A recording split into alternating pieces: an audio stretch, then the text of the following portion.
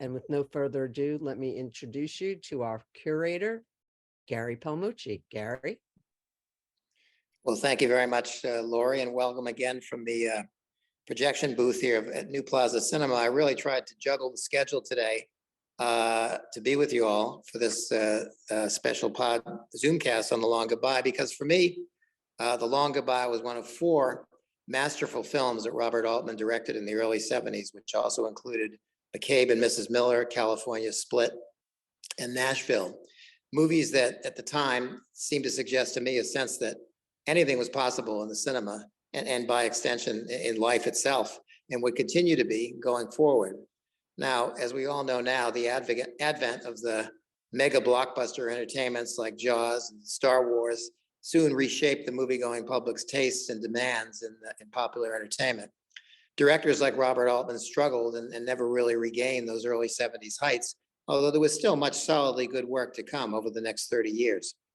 I saw The Long Goodbye multiple times back in that storied decade, and then many years later with my son, by then in his teens, who immediately pronounced Elliot Gould the coolest Jew on the planet. And who could disagree? The movie still felt packed with smarts and subtlety, but now for me, also a strong undercurrent of melancholy, both for its themes of deception and disillusionment, and for my own lingering concern about how long it and the gnarly spirit of filmmakers like Altman would survive for future generations to savor. Now, Max, I think the trailer you have here is the one I saw on the head of United Artists' Last Tango in Paris back in the Watergate summer of 1973. There were, and greetings, Gary, and everyone at New Plaza Cinema. There were several trailers done for this film because the United Artists, altered its campaign. I actually had hoped to find the one I remember was the comedy trailer. The trailer you're going to see is purely instrumental with some dialogue, but there was another trailer that ironically commented on the action we're going to see, and I can share some of those memories with you. But let's go back now and take a look at this. May have been, well, you say you saw this around the time of Last Tango. Here is one of the original Long Goodbye trailers. Hey, Mrs. Wade.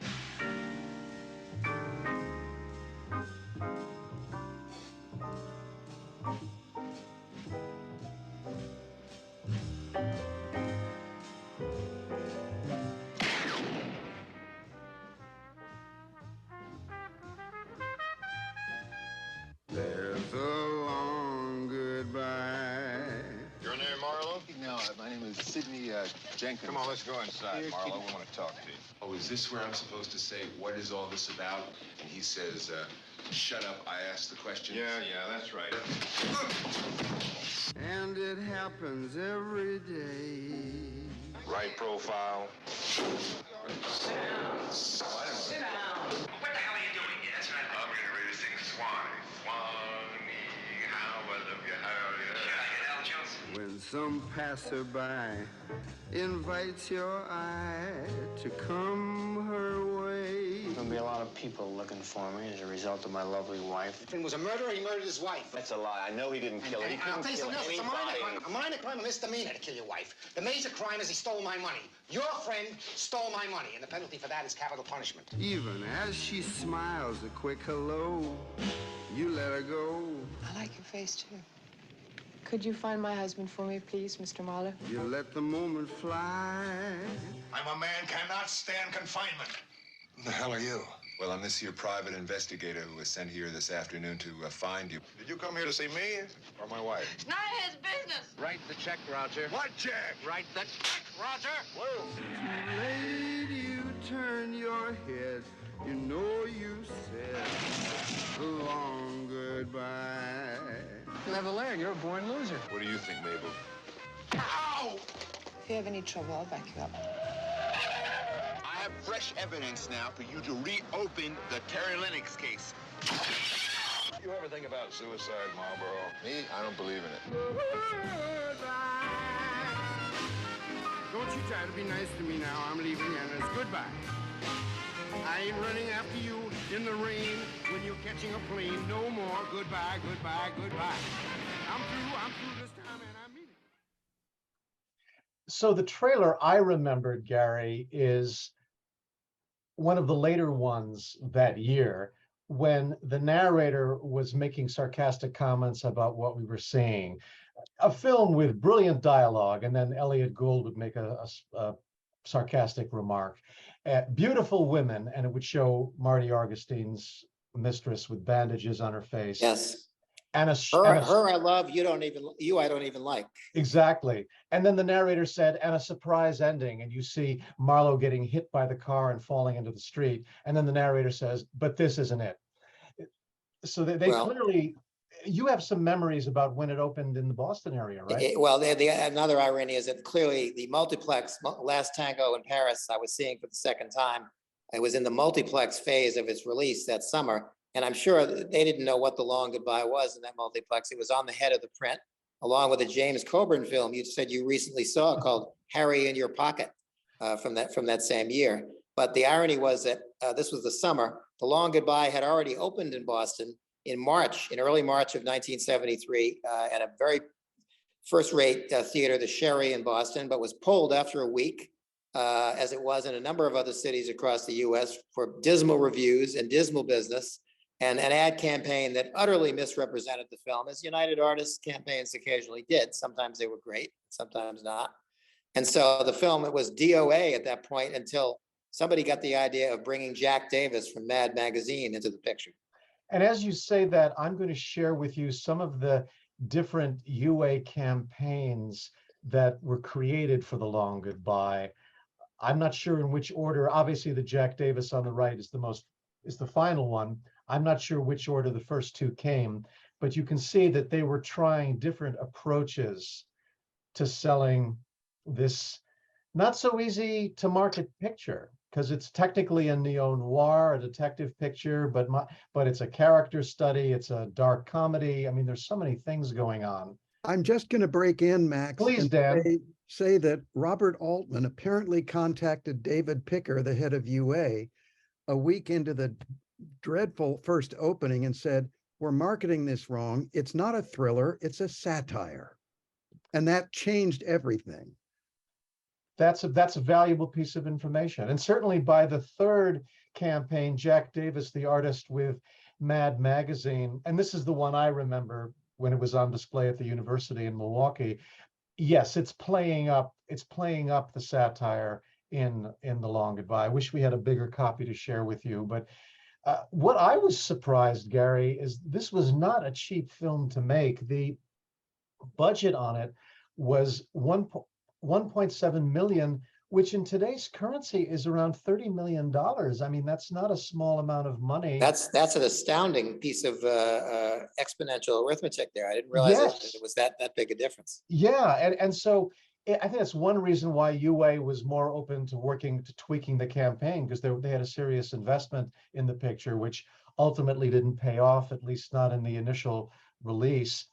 Altman, he's 3 years off of out from making MASH, his big hit, and that, of course, is going to buy him several pictures of his own choosing because it was so successful. But then there are films like The Long Goodbye, which didn't. It really kept him going for all of the 70s. He was making 1 or 2 pictures a year every year of that decade. But then, of course, after Nashville, he went into a serious losing streak and wound up in the 80s doing a number of years of shooting films for cable and directing on the stage. And it took another decade or so to get out of that hole with The Player in the early 90s. And then his fortunes rose for another period of time. It seems that every 11 or 12 years, Altman had to have some kind of a comeback. I don't think any of us would consider Popeye a comeback in 1980, but it certainly generated enough commercial response for him to get some other stuff done. But then The Player, as you mentioned, 92, and then Gosford Park in 2001. It seemed he needed some of these tentpole movies to be able to get more funding. So this picture, Gary, it's coming out in an era, it's a year before Chinatown. So, but it is seeming to anticipate some of the neo-noir. What can we say? It's kind of almost a deconstruction and almost I a remember, eulogy. I remember meeting Altman where he was meeting the college press in 1974, and he said that Arthur Penn had been shooting the film Night Moves at about around the same time, also a neo-noir in Los Angeles. So it took Arthur Penn spent another couple of years in the editing room with Night Moves, getting it right. It didn't come out until 2 years after The Long Goodbye. But yes, and then there were films like The Parallax View and Hickey and Boggs with Bill Cosby and Robert Culp, a memorable neo-noir written by Walter Hill, and numerous others. You have one guess as to what periodical I'm going to cite from an original review of The Long Goodbye when it opened overseas, Gary. Overseas? Yes, it's the Monthly Film Bulletin in England, my favorite go-to place. That's right. You alone have its collected works, I believe, right? Exactly. And Jan Dawson, she was a British teacher of cinema. She was with UC Berkeley for a while. Then she took over the editorship of the Film Bulletin in 1971. And I'm going to quote from a portion of her review from October 1973. So it wasn't that long after it played the States that it opened in England. She wrote, although Altman's The Long Goodbye is certain to outrage the Chandler purists, he has, after all, with his scriptwriter Lee Brackett, contrived to change the ending and to reapportion the guilt, and I can talk more about that. It's nevertheless a remarkably pure transposition of the Chandlerian virtues to a 70s setting, which ironically shows up all their moral ambivalence. The signs are still the same, but time has remorselessly altered their meanings. The detective's chain smoking no longer connotes toughness, but slobbishness. The simple bachelor apartment no longer suggests the irresistible self-sufficiency of the super virile male, but a half-frightened, half-cynical withdrawal from the twin wars of sex and consumerism by an ineffective introspective with less than the average portion of social aggression. How about that? Well, Pauline Kael in her review, which came a few weeks later, I think also talked about the book. She said it was rare for Chandler and that it was not a fast read. I think she appreciated it in some way. I think, again, having that sense of melancholy that still comes through. The book came out in 1953, and Altman and Lee Brackett actually chucked most of the narrative. I mean, you have the basic characters, obviously Philip Marlowe, Terry Lennox, his friend who goes to Mexico, Roger Wade, the alcoholic writer, and his wife, creepy Dr. Veringer. They appeared in the original novel, but so much has changed from the adaptation from page to screen. I don't think it'll come as a surprise that the Mark Rydell character of Marty Augustine was not in the novel. He was created for the film itself. And I was only able to locate one line of dialogue that survived the transition from page to screen. We saw a variation of it in the trailer, and that's when Marlowe says to the characters, I'm quoting the novel here, to the police. He says to the police when they want to bring him in, this is where I say, what's all this about? And you say, we ask the questions. That was Chandler. And the other changes that were going on in the novel is, check this out. Roger Wade, the novelist, well, he doesn't take his own life like he does in the film. He's murdered by his beautiful wife, who and then get this, she overdoses on pills after that. Terry Lennox, like the film, shows up at the end, but he is dressed in kind of Mexican attire. He's had some plastic surgery, and Marlowe lets him wander off. And the title. That's what before, I guess, in Chandler's world. Exactly. And then the title is alluded to in a quote towards the end where Philip Marlowe says to readers, to say goodbye is to die a little. Well, according to on the DVD that came out in 2002, and I think Elliot Gould, who got a few things wrong chronologically, but I think he said a lot of interesting stuff as well. If you have access to that, he said that Lee Brackett was very satisfied with the adaptation. He got things mixed up a little bit chronologically in saying that I think he says that she passed away a few weeks after the film was finished. We know that's not true because she wrote The Empire Strikes Back a number of years later. But she had no complaints, according to Mr. Gould.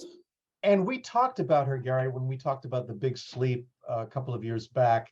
She was a U.S. novelist and a screenwriter. She wasn't very prolific. Most of her screen credits were for Howard Hawks.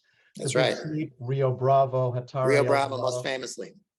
Exactly. And she actually passed away before the release of The Empire Strikes Back, about 2 years before that film came out. So Lawrence Kasdan came in for that.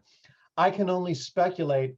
It would be wonderful to read her version of the script, because I imagine there was a lot of improvising that led to dialogue in the film that we now see. And I imagine Altman maybe had the idea of the flaky, drugged out female roommates across from Marlowe's apartment. Yes. Yoga or whatever that is. Yeah, exactly. So those offbeat touches that.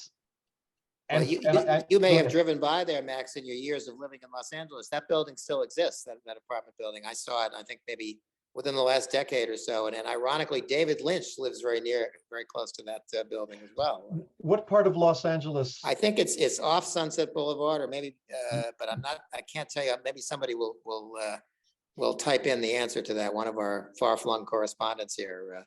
But Gentlemen, I just wanted to chime in one other little factoid about the Please. ending. When Altman read the script as it plays now with Gould shooting Jim Bouton, he said he would only do the film if they kept that ending. If somehow they lost that ending, he was out of the project. Right, he had it in his contract, according to the DVD Wow. extras. Because it's a shock. It's definitely an unexpected ending.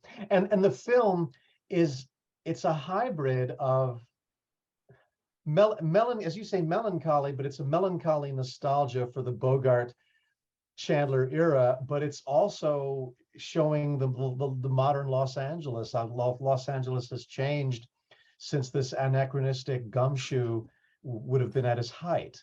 So that's what I think makes the film so fascinating, because it's not quite a gangster picture, but it's not quite a 70s anti-hero character study. It's a combination, right? And if it's a satire, it's the most melancholy satire that I can think of. You know, some people were angry that they were making fun of the Bogart type of sleuth or character or that genre of film. That misses the point, I think. Well, because Leonard Maltin, in his brief little capsule review in his book, says that the Altman seems to treat the genre with contempt.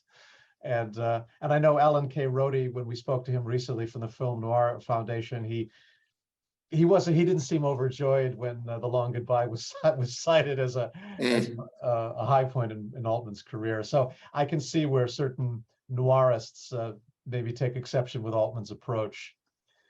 But I know Gary is going to share some of the visual power of the film, and we're going to talk more about that. But other things that stand out, I mean, Altman, where I think some of the satire appears is in John Williams' music score, which I was hilarious. Never a huge John Williams fan from his Star Wars stuff, but he was Johnny Williams back in those days. Johnny Williams, exactly. And this is a score that's making fun of itself. I mean, we see this theme. It starts out with a male vocal, and then we have an orchestral version interrupts, and then Marlowe goes into a supermarket to look for cat food, and we have a Muzak version picking up with where the orchestral music left off. When they get to Mexico, there's a mariachi version. There's a there's a Mexican funeral march. A jazz piano version. There's a jazz piano version. And don't forget, sorry, I'm going to interrupt one last time. When Marlowe arrives at Wade's home, he presses the doorbell. Yes. The door chime is The Long Goodbye. Absolutely. I never noticed that until the viewing this week. That was one part that I'd always missed. And the Coen brothers sort of appropriated the joke for The Big Lebowski. The theme in the beginning morphs into Muzak when Jeff Bridges' character is in a supermarket. And I was kind of grumbling. I said, wait a minute. I've seen that gag before. Well, gentlemen, I have to duck into the cinema for a few minutes. I will be back. All right. And before I turn things over to Dan, I'm going to just give us a little bit of a backgrounder on some of the talent behind the camera here. Elliot Gould certainly seems an unlikely matinee idol to us today, but he did hit the big time with MASH like Altman did 3 years earlier. He came of age at a time when offbeat looking actors like Dustin Hoffman and Donald Sutherland were becoming very popular with the audiences of the Easy Rider postgraduate era.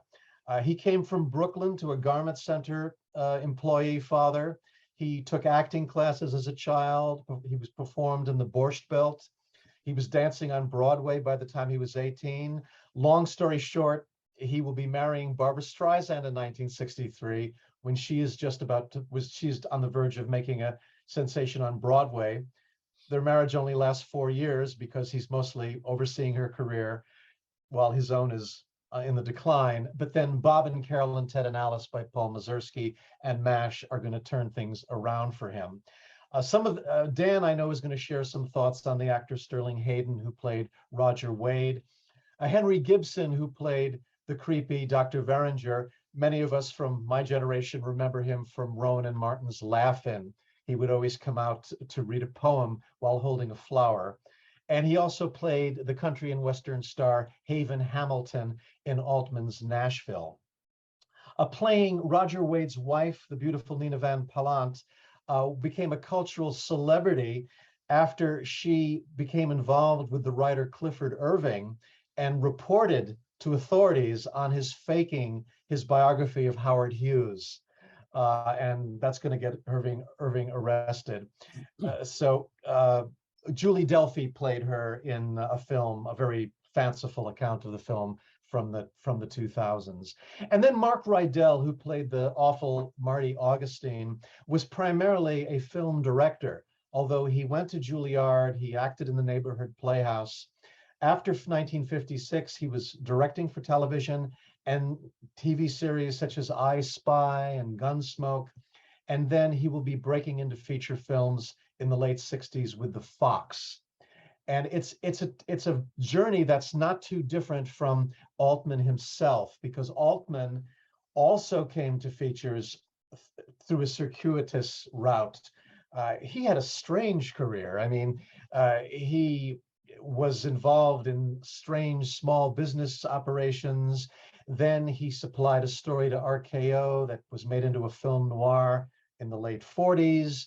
He was an extra in a Danny Kaye comedy. He returned to his hometown of Kansas City in the late 50s to begin working at a company that made industrial films called the Calvin Company. And Altman is going to learn all aspects of filmmaking working at Calvin. I've seen one of the post-Altman Calvin films from the late 50s in Technicolor 16 millimeter, and the quality is outstanding. The technical work, the performances, the humor, I can see where it would have been a great film school for Altman. In 57, Altman is going to direct The Delinquents, an independent film with Tom Laughlin. Actually, Alfred Hitchcock sees this film, this drive-in style movie, and hires Altman to direct some Alfred Hitchcock Presents episodes, which are excellent. Then Altman leaves because he wants to pursue his own work, and he'll be doing television work in the 60s. He directs Combat. He even directs an episode of Bonanza. And then, long story short, he will be returning to feature films in a James Caan film called Countdown, which came 2 years before Nashville. So he had it took a long time. By the time he's directing The Long Goodbye, he's already in his late 40s. So he's not exactly one of these boy geniuses that was very much of what we call the Easy Rider generation. But The Long Goodbye is made especially memorable by its extraordinary visual style. And I would like Dan Cahill to take over now to tell us more about the look of The Long Goodbye. Happy to do that, Max. Thank you. And I'm going to put up some of my slides here. Take me one more second. There we go. The Long Goodbye was an important film in my life, and it was one of the times when I started really looking at films and planning to go to film school. Before we get too deep into the visuals, I want to repeat this famous slide that I show every time we go into a really widescreen film. So look at the middle row on the far right. That is the aspect ratio that we are dealing with. And the man responsible for photography is, I'll pronounce this in true Hungarian, Vilmos Zsigmond. And Vilmos Zsigmond. Vilmos Zsigmond. And there's an echo in here. I don't know who's saying that. He was one of the generation of cinematographers in the 1970s who started making a name for themselves. Two others that we have talked about are Gordon Willis and Vittorio Storaro. And Mr. Zsigmond left Hungary, escaped Hungary in 1956 with his friend Laszlo Kovacs, also a cameraman, who photographed Paper Moon for us, which we talked about a few months ago. They made it to California with footage that they had shot of the Russian invasion, and selling that footage to CBS was a leg up with them in the American film industry. But it still took him about 10 years to become a director of photography. And he gives a lot of credit to this man seen in an over-the-shoulder shot. That is the aforementioned Robert Altman in the hat. Altman gave him his career breakthrough, which was the film McCabe and Mrs. Miller, about 2 years before, I think it was 1970 or 71. Then they worked on a film called Images together, which had Susanna York in it. And this is their third collaboration. I would like to talk a bit about some of Zsigmond's influence in cinematography.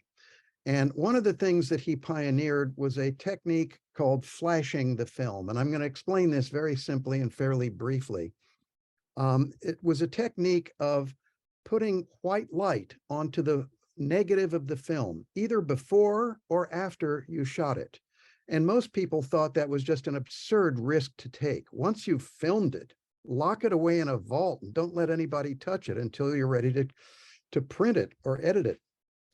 Excuse me. But flashing will do, I'll try to show you what it will do. This is the beach scene outside the Wade's house, and it looks lovely. Note that there isn't a lot of lighting evident here, but you can see the shadows. If the people's faces were left without flashing, they would be very, very dark. But what flashing does is it reduces the contrast. It brings up the dark areas and brings down the bright areas. Here is a poor example of what a flashed negative looks like. But flashing at 100% means you basically put as much exposure on it as you did originally when you filmed it. So you're doubling the exposure. And you compensate for that in the developing, and the printing. So that's how you take something that looks kind of grainy and like this and come up with a beautiful looking shot like this. I'll give you a couple more examples. This is obviously the interior of the Wade's house. And look at what a beautiful, perfect exposure there is of the bright ocean and beach in the background. But in the foreground, you see Gould's face, ostensibly lighted from a window on the side, but it's really a very comfortable look. So this is what flashing is. It was originally pioneered in The Deadly Affair, a Sidney Lumet filming of a John le Carré novel photographed by Freddie Young. And other people have done it over the years. I have never done it myself. I was never able to be in a situation where we had a budget to do that kind of testing, which has to be done well in advance. You have to know exactly what it's going to be like, and you have to flash the scenes according to how they were originally filmed. Not everything gets flashed at 100%. Okay. So Dan, can a lab even make a print like that today, do you think?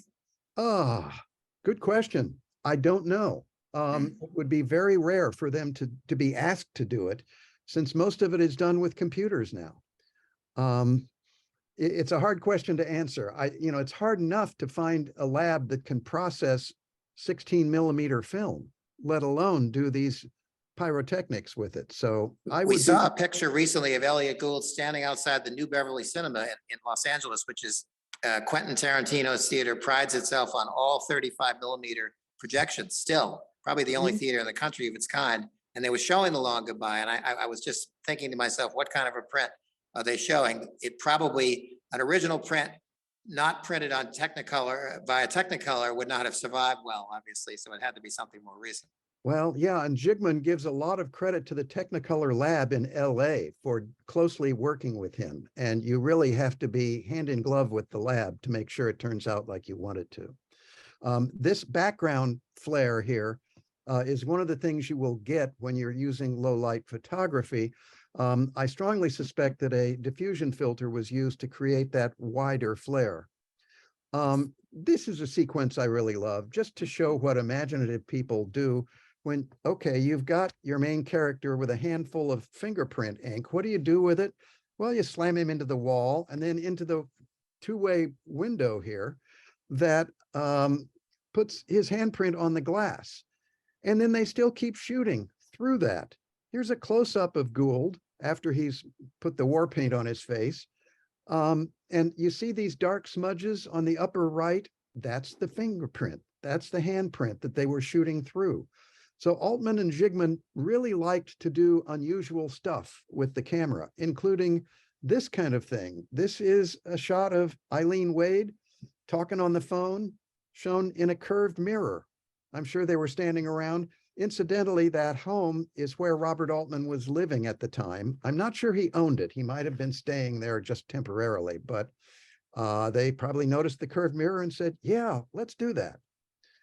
This is an intriguing shot, and this comes from the fact that Philip Marlowe is literally in every scene of the movie, with one exception, and that is this one where the Wades are arguing about his drinking inside the house, and Marlowe has offered to go out to the beach and count the waves.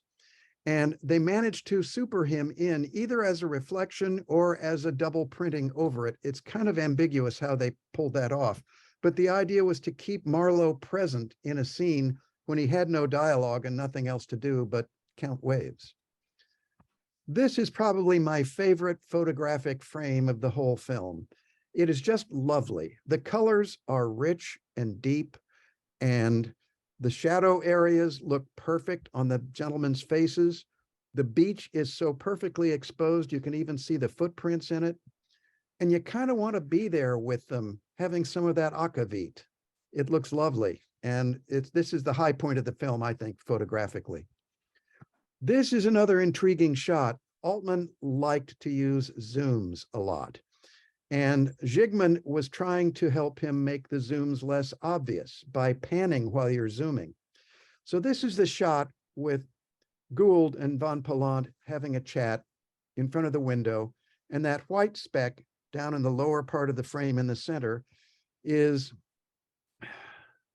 Sterling Hayden in his Roger Wade costume in a white shirt, heading for the beach to end his life. And they eventually zoom in on him, but only after panning over first to Van Pallant and then sort of panning over to see Sterling Hayden about to, pardon the pun, wade in the water. Here is the end of that sequence where the dog, who was not introduced very kindly, gives us an emotional moment where it finds its owner's cane and is clearly at a loss. Good direction of the dog. Here is how that dog was mentioned previously, not being welcoming in the Wade home to Philip Marlowe. Dogs are a lot present in this movie. Here is one of the first instances, and just an interjection here. That car is a 1948 Lincoln Continental, which was owned by Elliott Gould. I have no idea if it still is or not, but he had to wait for the dog to move out of the way. Similarly, this comes at the tail end of a little romantic episode between two dogs in Mexico. And this is right after the, I'm presuming, female on the right barks the male away on the left. One more dog outside, lying in the street in Mexico. You don't see dogs doing that in the States very often. I wonder why. Oops, sorry, I missed a shot. Okay, this is the funeral marching band outside the police station where Marlowe is talking to the authorities. And what are they playing? They are playing The Long Goodbye as a funeral dirge. And this will show you some of the different versions of it that are credited at the end. Dave Grusin is a jazz trio player. I don't know all the others, but the Tepoztlan Municipal Band is clearly the band we just saw marching down the street. This is another favorite shot of the film. I just love the composition here and the way Marlowe is highlighted by the empty road behind him. He's on his way to commit this. And I'm showing you, this is the demise of Terry Lennox. And I only cited this because it reminded me of the demise of Keith Carradine and the cowboy character in McCabe and Mrs. Miller, who gets shot off a bridge and dies in cold water. I'm showing this last shot of the film because it reminded me and a few other critics of the ending of The Third Man, where important characters just let each other pass by, not really paying much attention. And she does wait in the Jeep and he walks right by her. And that's pretty much the end of the film, except for hearing Hooray for Hollywood. I want to take a minute to talk about some of the other supporting cast members here. This is Joanne Brody, who played the poor Joanne Eggenweiler, mistress of Marty Augustine, who has her face rearranged, excuse me. She was cast because she was waiting tables at a restaurant where Altman and his entourage were dining. And they were talking about casting the film, and they looked up at her and said, you know, she'd be good for that part of Joanne. So they cast her. Her career lasted maybe another couple of films after that. This is Mark Rydell, whom Max discussed already. I have a few more of his films, which you may know. One is The Reivers with Steve McQueen, Cinderella Liberty, The Rose with Bette Midler, and The River. This guy, Ken Sansom, steals the movie as far as I'm concerned. Here he is in his first entrance doing Barbara Stanwyck. I don't see Barbara Stanwyck impersonated very often, and he did a fairly good job of it. And I'm going to close out here. Henry Gibson has been cited on the left. I want to talk a bit about Sterling Hayden. He had a pretty good career, 73 credits. I'm going to give you 8 titles of them: The Asphalt Jungle, Crime Wave, Johnny Guitar, Suddenly, The Killing, Dr. Strangelove, probably his best loved role, The Godfather, and King of the Gypsies. And I want to read you something here. This is from a wonderful resource book. It's an oral biography of Robert Altman, meaning other people talking a lot about him. And on the topic of The Long Goodbye, Mark Rydell has this to say about Sterling Hayden. He was a wonderful guy who suffered with the guilt of having testified in the House Un-American Activities Committee, and he never got over it. He was ashamed of himself, you know, for having protected his career by testifying. So he was a tragic figure, and Bob knew that. Bob used him that way. Bob used that element. He's a tragic figure in that picture, a writer who's a drunk and who's lost, and he embodies that. It was perfect casting. And one more thought from Mark Rydell is the way Altman worked with actors. One of the first things he used to say on a set was, "I'm interested in everything you have to bring."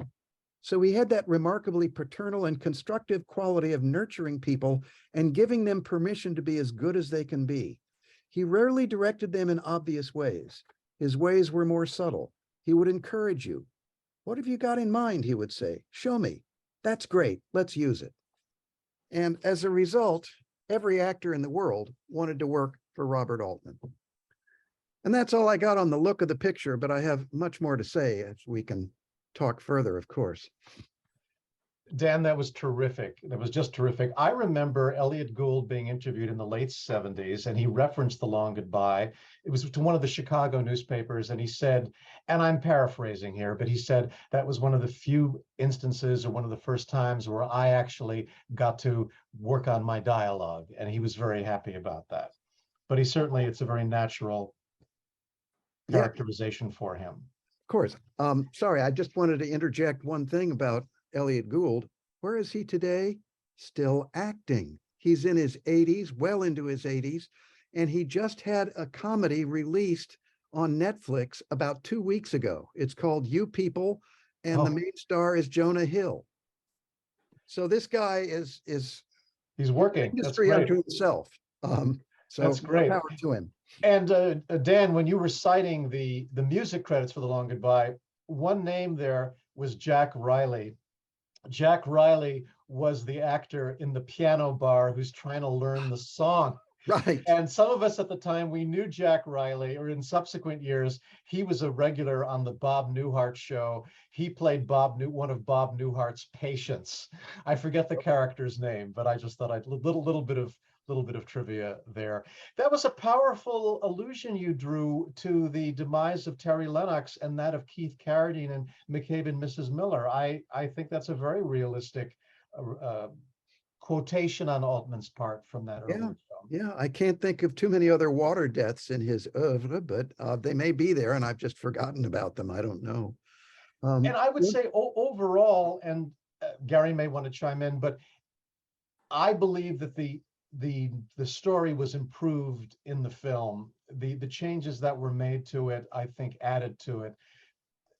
I still consider that scene that you talked about where Roger Wade is walking out into the water one of the best scenes Altman ever directed. And it's incredibly powerful just through a zoom lens shot. It's an extraordinary scene. And it looks very, very real. It looks very, very real. Hayden in the background, fading and fading.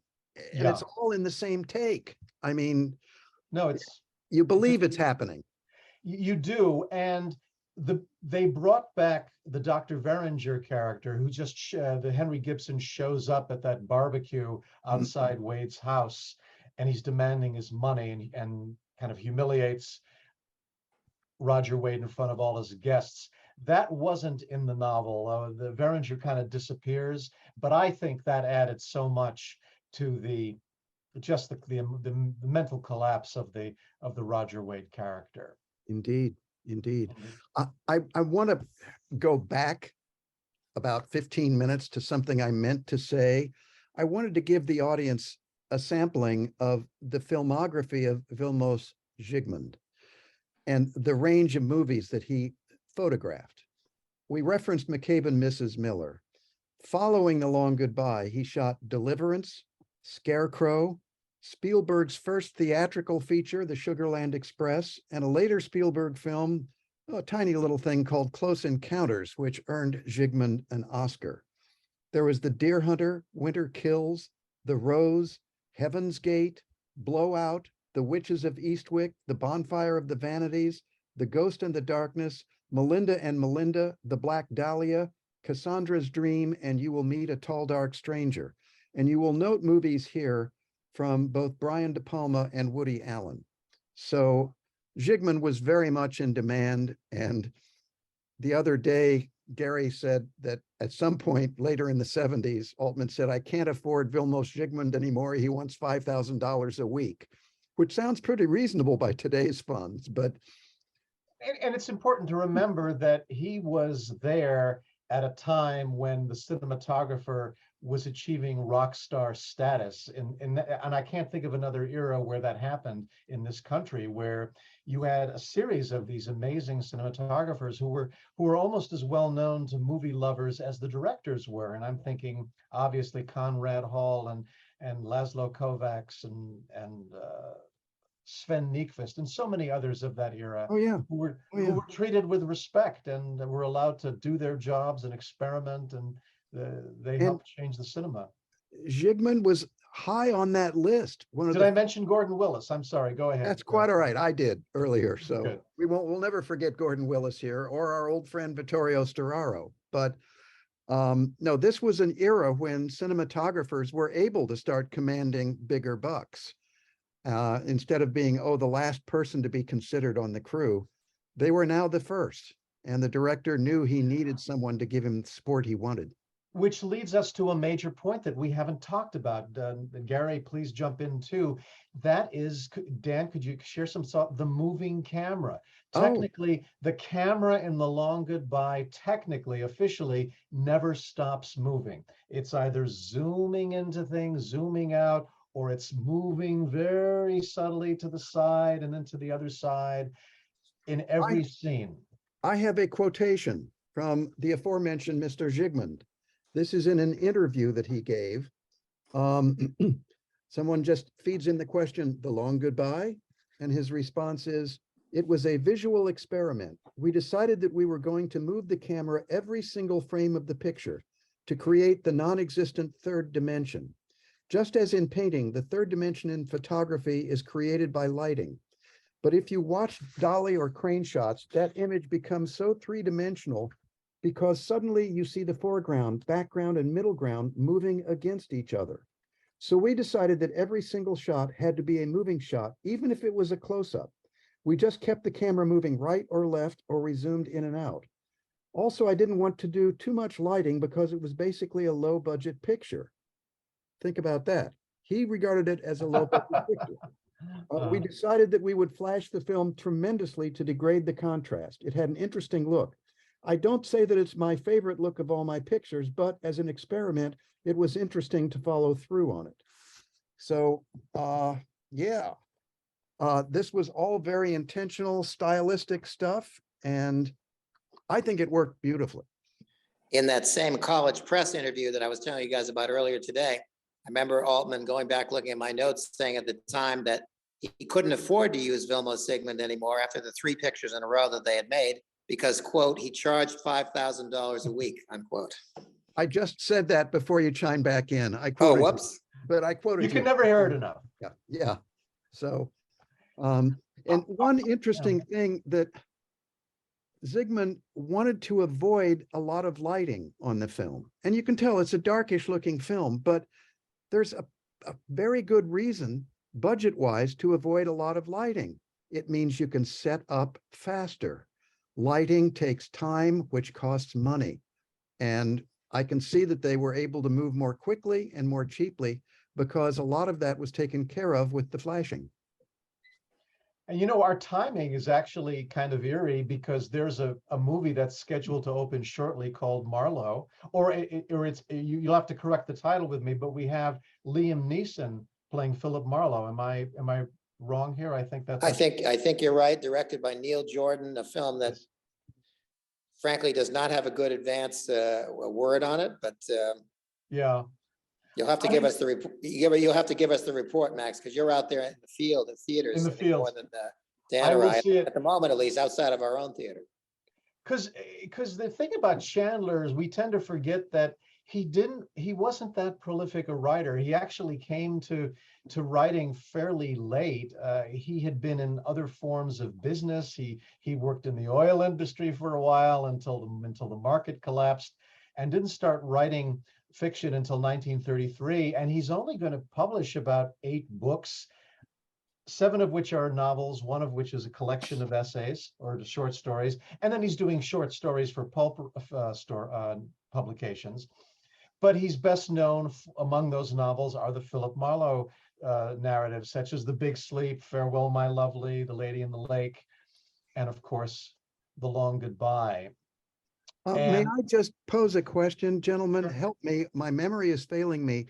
What was the film that Chandler tried writing a screenplay for? Hitchcock was involved. Was it Strangers on a Train? Yes. Strangers on a Train. And he gets credit, I believe, for it, right? Along with another writer that I'd never heard of before. Yes, a woman writer was brought in. I guess things didn't work out between Chandler and Hitchcock at all. Apparently not. They loathed each other, but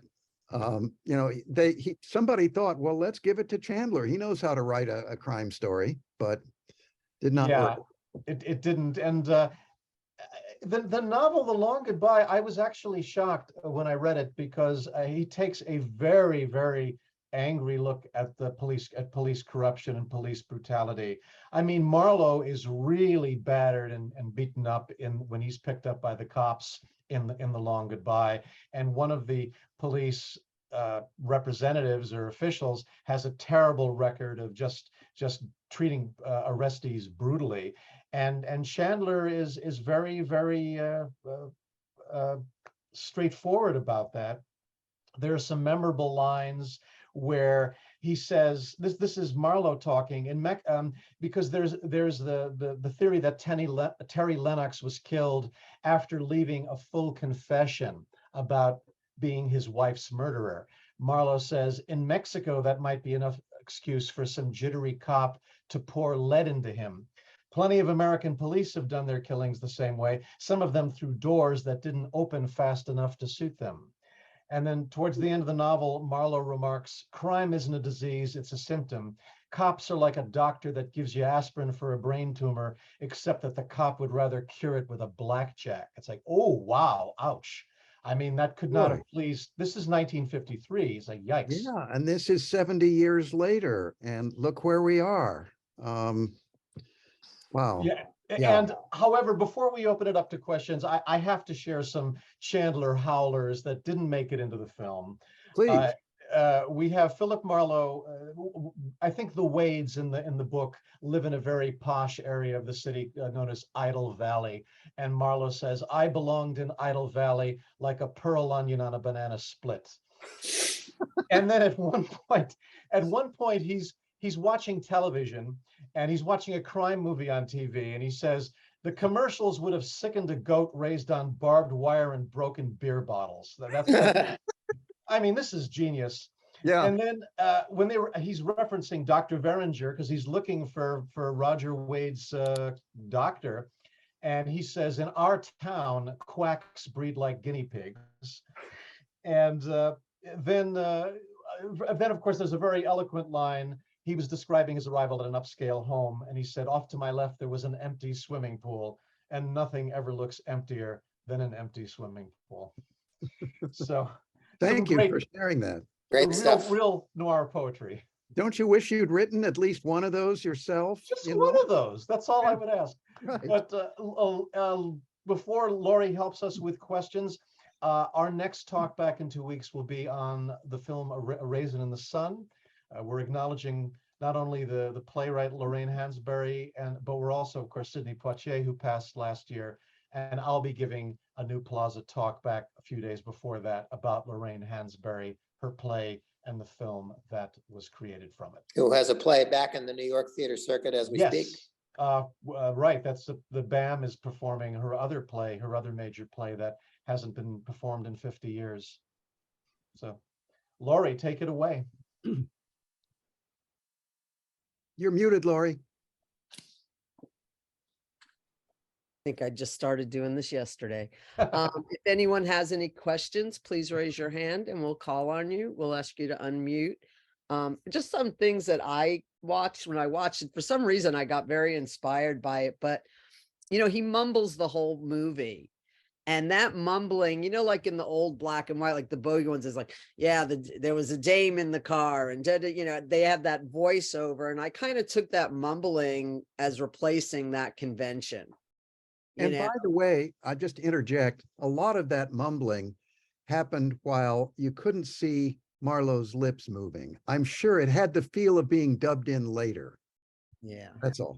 And Altman was known for playing around with his dialogue tracks, and he loved the overlapping dialogue and just fitting in little asides from certain characters as a camera is working its way across a room. And Laurie, you picked up on that. Thank you. The other thing I thought was interesting is I had never seen this movie, and when it started with "Hooray for Hollywood," and when I watched it the first time, I didn't stop it to see what that close-up on that picture said, but it said Hollywood, and that's the only time you hear a different piece of music, and it's there to set the location. So I thought that was really interesting. I also thought Sterling Hayden visually was sort of channeling Ernest Hemingway. Yes. Yeah. Also, we talked about, and then Bogart, I felt like the constant cigarette was an homage to Breathless's homage to Bogart, because there's that scene too where he gets hit by the car and he still has the cigarette in his mouth, to the point where even when they're in the water, there's one part in the scene, I was like, does he have a cigarette in his mouth? But it's his shirt is like right, like the white thing, like right in the corner. Because I was like, how do you get the cigarette in the water? Like it's, I was like, but yeah. So, and then all the bad comb overs, And the other thing, that confused me at the beginning was the decor was 70s, but his car was vintage. And it reminded me of the car from Columbo, which was started in 68. And his sort of, the TV show Columbo, and just that sort of that, just a disheveled look, like he always had. So those are my thoughts. And adding to that, Laurie, is the fact that the Philip Marlowe character, he's wearing this black suit and tie, and it's very retro. His appearance is very retro, and that also stands out. I think that's one reason why they went for him driving an antique car. He looks like a man out of his time. Okay. Yeah. And that's important. Sure. That car sure establishes that, for sure. And I think at one point, doesn't Roger Wade encourage him to take off his tie, and Marlowe doesn't want to do that? Which he describes as a J.C. Penney tie. Except when he goes into the surf at the end to try to rescue Marlowe, as you may recall, he asked Mrs. Wade to take his tie when he's going out there trying to rescue him in the surf. I gotta say, I was watching that scene, I kept seeing a white thing, which I assumed was Sterling Hayden, supposed to be. I doubt it was his actual body, but the photography was phenomenal, of course. But some people want to know why we didn't mention Arnold Schwarzenegger and Jim Boot in the baseball. He didn't want you to. Yeah. We were talking about that before the talk back. So yes, Exactly. let's talk. Gentlemen, take it away. When I was watching, I was like, is that Arnold Schwarzenegger? It's like that, part in the middle, and I didn't bother to look at the credits because it didn't leave any impression on me, as did all of his He had been in at least one movie prior to this, which I have never seen. I doubt you gentlemen have either. A very low budget film in the early 70s called Hercules in New York. I'll have to look for that. Yeah. No, his official Hollywood name at the time was Arnold Strong. Very clever. And Sean, just a reminder, if anyone has any questions, to raise your hand. And Sean Moore from New Plaza was commenting just a little while ago that here you have a future governor of California as one of the uncredited supporting roles. And then there's a reference to Elliot Gould saying he's going to complain to Ronald Reagan, who of course was the current governor of California. It's just an eerie political coincidence. And of course, we hear Nixon's name invoked by Mark Rydell, that he lives next door to somebody who plays golf with President Nixon. Precisely. So there's definitely early 70s political tensions hovering over the film, as we tend to expect in a Robert Altman production of this era. Are there no questions? Nothing? Joshua? Film left people speechless. Well, our regulars. 2 years later, I mean, the next Marlowe picture is going to be A Farewell, My Lovely, with Robert Mitchum in the part, and that's a remake of Murder, My Sweet. Turgid. Yeah, doesn't quite do the. But that didn't stop them from Mitchum playing it again a couple of years later, directed by Michael Winter, The Big Sleep, right? And then love Mitchum. James Garner took a crack at it in the late 60s with his version of Marlowe, with Bruce Lee making one of his first appearances. Precisely. So and that movie's not half bad. I was pleasantly surprised when I saw that just a few years ago. I remembered it having its moments. So Marlowe, and one final thing, I guess, would be the Philip Marlowe character almost anticipates James Bond. I mean, he's this freewheeling character. Women find him very attractive, more so perhaps in the novels than appears in The Long Goodbye. But it almost anticipates a James Bond-like character. Well, James Bond didn't shoot his best friend because he probably never really had a best friend. Good point. Good point. I guess that does it, huh? Well, only guys, last thing I'm gonna I'm glad say I'm glad I could make it at least for much of the time here because Thank it's you, always been Gary. a favorite film of mine and a pleasure to join you guys with it. Thank you, Gary, and continued great success at our cinema on West 67th. All right. Okay, join us, please. Okay, thank you, everybody. Take care. So Hey, long, wait a folks. minute. Can you take a question? Oh, Of yes, course. Joshua, we know your Yeah, I voice. even asked if you had a question. I had my hand up, but Oh, something, I'm not seeing everyone for some reason. You okay. Go to the front of the list. I'm sorry. Go ahead, Josh. I tend to do things backwards. And the interesting thing to me is I see some of these films, such as this one, which you guys just described and beautifully, and learned so much from them. And then I wonder what it's like to read the writer. And I go to the book and see whether the book reads as well as the movie. And in most cases, the answer is no. But I'm having a very unusual time right now. I was very taken by the movie Wallander with Kenneth Branagh. And that was Henning Mankell. And I started reading his books, and by God, his books are really, you can feel the movie. You are there. And that is so rare. But as I said, I tend to go backwards and go to the writer last. You're not the only one. I do that too. Thank you, Joshua. Thank I you. think we had another question from Florence. Florence, I don't know why, guys, my thing's not showing hands raised today. That's right. Can you hear me now? Yes, we can hear you, Florence. Okay. Go ahead. I wondered why all the fuss about the cat. It's not often you see a detective movie that spends the first 10 minutes where the detective is trying to find ways to damn get his cat. cat to have dinner. Right. But did An it Altman mean- eccentricity and an eccentric Altman touch Yeah. of the era. That's all I can describe. Maybe What do I need a cat for? I got a girl. Yeah. But then he winds up in jail with Marlowe a little bit later than that actor. Yeah, but all the business about what had to be a certain kind of food and moving the labels, I mean, that was a lot of time.